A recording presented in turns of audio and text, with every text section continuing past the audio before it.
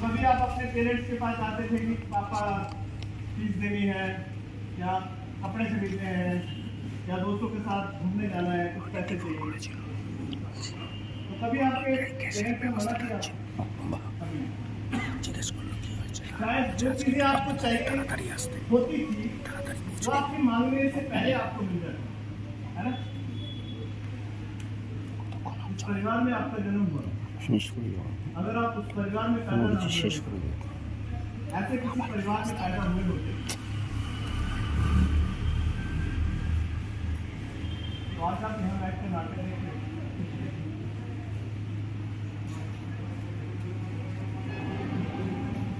आज हमारे बच्चे कहते हैं कि आपने हमारे लिए क्या किया, और इसमें बच्चों का क्या दोष है? दोष आप लोग का, क्योंकि आप लोग अपने बच्चों से संघर्ष करने की ताकत छीन लेते, थोड़ी सी हवा नहीं लगने देते। जो चाहिए और जो नहीं भी चाहिए वो बिना मांगे बच्चों को दे देते। तो एक दिन बच्चे भूल जाते हैं कि इन सब रिसोर्सेज की वैल्यू क्या है। आपसे निवेदन है, अपने बच्चों को अच्छा खाना दीजिए, अच्छे कपड़े दीजिए, अच्छा घर दीजिए, मगर उसके साथ साथ अपने बच्चों को लाइफ की ये जो रियलिटी है ये भी जरूर दिखाएं। थोड़ा गर्मी होने की वजह से मैं थोड़ा सा शॉर्ट करना पड़ रहा है कहानी को। अब मैं कहानी को लास्ट दृश्य आपके सामने प्रस्तुत करने जा रहा हूँ। बहुत मेहनत करके इस लड़के ने 10th का एग्जाम दिया और पूरे डिस्ट्रिक्ट में फर्स्ट आया। पिताजी ने मना कर दिया कि आगे नहीं जाना पढ़ने के लिए, मगर किसी तरह से पिताजी को समझाया, मगर फिर भी पिताजी से जो पैसे चाहिए थे वो नहीं मिले। कहीं से इधर उधर से कुछ पैसे इकट्ठे करके 11th में एडमिशन करवाया। 3 महीने के बाद बुक्स मिली, मगर 11th में भी फर्स्ट आया। आज 12th क्लास का इसका पहला एग्जाम है। एग्जाम देने के लिए स्कूल गया है और बहुत खुश है, क्योंकि इसे मालूम है कि इस बार ये मेरिट में आएगा, और अगर ये मेरिट में आता है तो स्कॉलरशिप मिलेगी, और अगर स्कॉलरशिप मिलेगी तो आगे की पढ़ाई प्राइवेट करूँ। ये बातें सोचते सोचते ये लड़का अपना बैग लेकर घर की तरफ जाता है और सोचता है कि सबसे पहले ये पेपर अपने पापा को दिखाऊंगा। और जब ये घर पहुंचता, आगे का सीन आपके सामने प्रस्तुत है।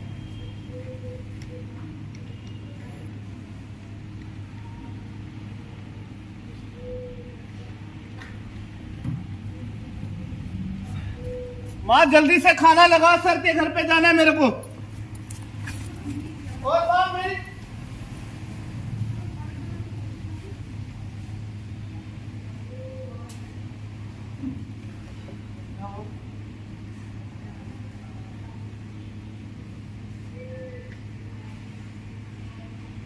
आप लोग यहाँ मेरे घर के बाहर क्या करें?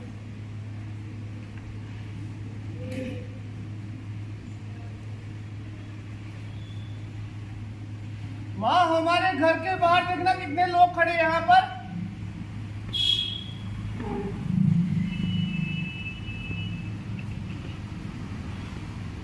जब मैं घर के करीब पहुंचा तो मेरे घर के बाहर कितने सारे लोग खड़े हैं वहां पर। अम्मा, माँ हमारे घर के बाहर देखना कि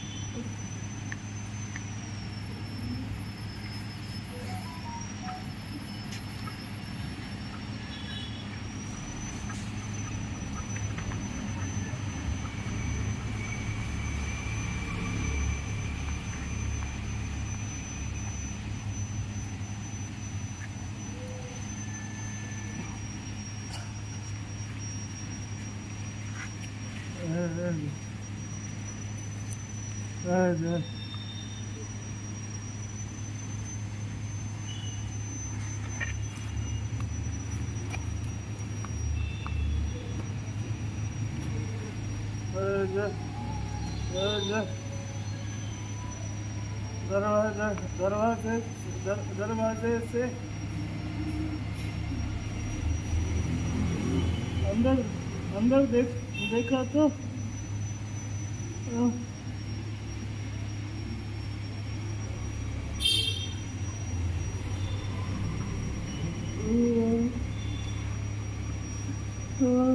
बाबा वहाँ जमीन के ऊपर लेटे हुए और बाबा के सर में से यहाँ से कितना सारा खून निकल रहा है। आप लोग यहाँ खड़े होकर तमाशा क्या देख रहे हो? हॉस्पिटल में क्यों नहीं लेकर जा रहे? चाचा चाचा, बाबा के सर में चोट लगी है, खून निकल रहा है सर में से। मार हो रही है वहां पर।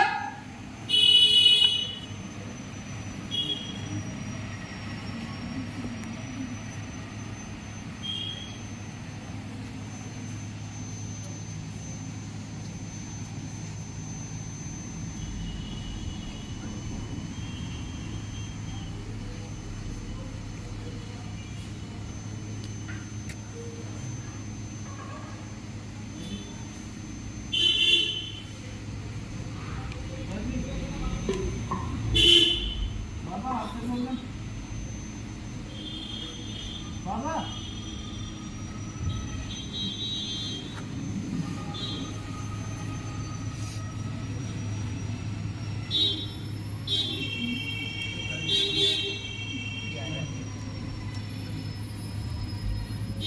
10 मिनट के बाद दुकान खुल जाएगी। सबको नहीं सुनानी चाहिए थी, आप लोगों को अपनी कहानी पूरी नहीं सुना, बाद में अच्छा नहीं लगता।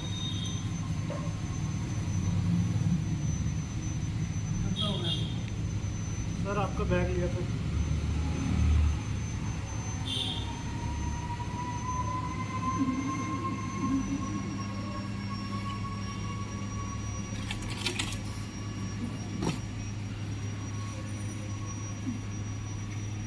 बस इतने की कहानी है मेरी।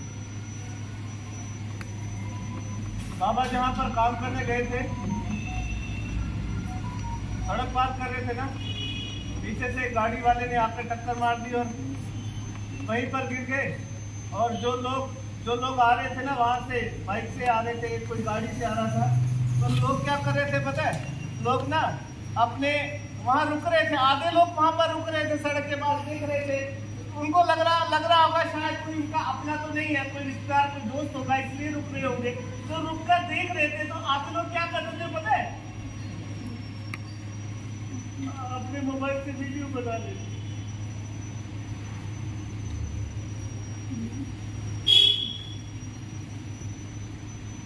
एक फोन कर दिया होता हॉस्पिटल में, एम्बुलेंस आकर ले जाती। 15 मिनट के बाद सड़क पर ही वहीं पर पड़े वहीं पर मर गए।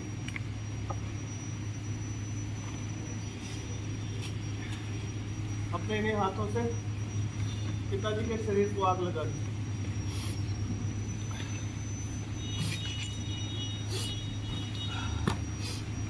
और मैम, मेरा जो क्वेश्चन पेपर था ना मैम, मेरा क्वेश्चन पेपर ना वहीं पर कितने दिन तक पड़ा रहा, गेट के पास। जो लोग मेरे घर के अंदर आते थे ना, सब लोग उसके ऊपर पाँव रख के चले जाते थे। शाम को जब बारिश हुई, खिड़की के बाहर जाकर देखा, बारिश के पानी के साथ मेरा वो पेपर भी बहकर चला गया। बस उसके बाद कभी नहीं गया स्कूल। आज तुम लोगों को देखा ना यहाँ पर, तो तुम लोगों को देखकर मेरे को अपनी कहानी याद आ गई, इसलिए सुना दी। मेरे सर मुझे बोलते थे तू टैगोर बनेगा। जब स्कूल छोड़ दिया ना सर, कितने समय तक यही सोचता रहा कि टैगोर बन के क्या होगा। जब शाम को भूख लगेगी तो कविता पढ़ने से तो पेट नहीं भरेगा ना सर। मेरे सर ने मेरे को एक डायरी दी थी ना, ब्लैक कलर की, इतनी मोटी डायरी थी, उसके ऊपर सारी कविताएं लिखी थी। एक दिन क्या किया पता है, वो जो डायरी थी ना, उसमें से कितनी कविताएं न्यूज़पेपर में छपी थी, कितनी कविताओं पर फर्स्ट प्राइज मिला था। एक दिन इतना गुस्सा आया, डायरी उठाई, डायरी में से एक एक पेज फाड़ के माँ के चूल्हे के पास फेंक दिया। माँ को बोला जब चूल्हा जलाएगी ना, इसको भी जला देना। सोचा कि अपने अंदर के उस टैगोर को मैं हमेशा के लिए मार दूंगा, और अपने अंदर के टैगोर को तो कभी मार नहीं पाए। पता है क्यों?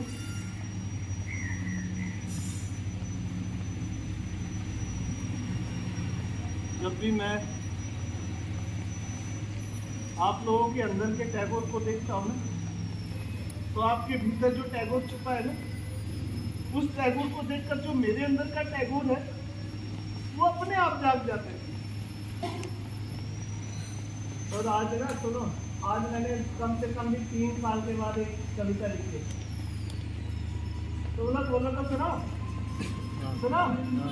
अगर अच्छी लगेगी ना, मेरे लिए एक बार ताली बजा देना। अभी सुनाता हूँ, छोटी सी कविता है, 2 लाइन की। सुनो, यहां से थोड़ा सा दूर एक छोटा सा गांव है। गांव में बहुत सारे घर हैं, पर गांव का जो सबसे छोटा घर होगा ना, 1 कमरे का, वो मेरा है। और उसमें 2 लोग रहते हैं, एक मैं, एक मेरी माँ। मैं सुबह काम को जाता हूँ, शाम को लौट कर आता हूँ। शाम को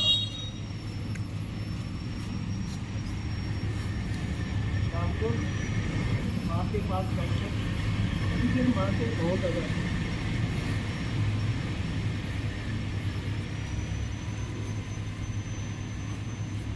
माँ को देखकर थोड़ा सा मुस्कुराता हूँ तो माँ कई बार रोने लगती है।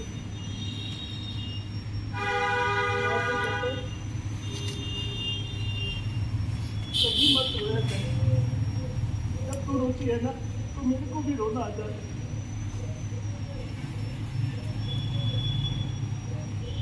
जब माँ सोती है, माँ के पाँव के पास अपना सर रखी, मैं भी सो जाता हूँ। तब ऐसा लगता है जैसे एक बहुत बड़ी नदी के पास में एक छोटी सी नदी सो रही है। क्या हुआ? इतनी सी कविता है।